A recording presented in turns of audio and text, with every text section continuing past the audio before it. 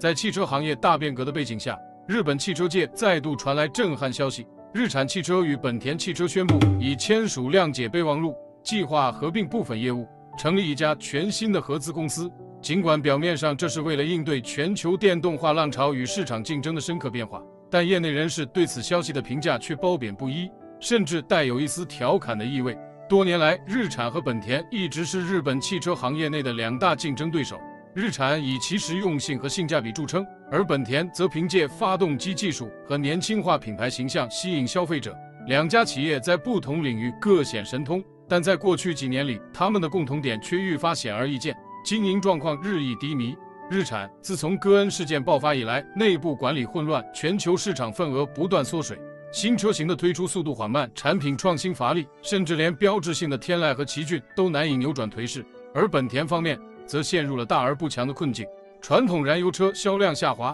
电动化转型迟缓，甚至一度被戏称为发动机公司，因为其电动车的销量表现完全没有竞争力。于是两家昔日的对手最终走上了一条殊途同归的道路，携手合作，抱团取暖。根据谅解备忘录的内容，日产与本田计划共同开发下一代电动车平台，集中资源研发先进电池技术，并在全球市场推广新品牌。合资公司将主要面向北美、中国及欧洲市场，这些区域被视为未来电动车的主要战场。官方新闻稿用了一系列华丽词藻来包装这次合作，比如整合优势资源、创造协同效应和共创绿色未来。然而，业内人士却对这些目标的实际可行性表示质疑。日产的主要优势在于其早期电动车型 Leaf 的市场经验，但这款车早已从开拓者沦为过时者。而本田的招牌则是引以为傲的发动机技术，但在电动车领域，这项技术几乎毫无用武之地。对于电池技术，两家公司虽然在研发上投入巨大，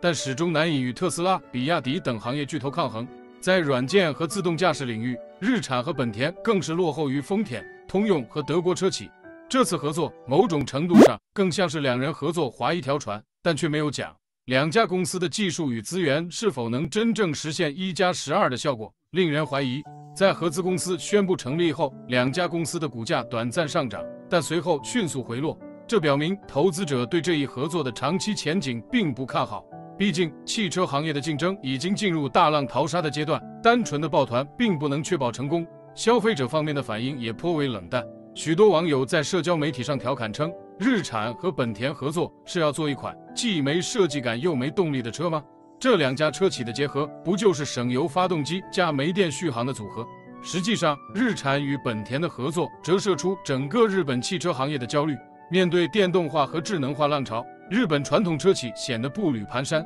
一方面，他们在燃油车领域的传统优势逐渐失去市场；另一方面，在电动车和自动驾驶领域，他们被新兴企业远远甩在身后。相比之下，中国的比亚迪、蔚来、美国的特斯拉，甚至韩国的现代和起亚，都在电动车领域取得了显著突破。而日本车企的反应却显得过于迟缓，更多的是被动应对，而非主动创新。日产和本田的合作能否成功，将取决于多个关键因素：技术整合的深度，双方能否在研发上实现真正的协同，而不是各自为战；市场定位的准确性，如何吸引目标消费者，尤其是在竞争激烈的北美和中国市场；内部管理的高效性，如何解决两家企业文化差异带来的管理难题。但从过往经验来看，类似的合资项目常常因为理想很丰满，现实很骨感而不了了之。日产和本田的合资公司是否会成为另一个失败的教训，还是值得期待的转型样本？答案尚未揭晓。日产与本田的合作虽然在短期内为两家企业带来了关注度，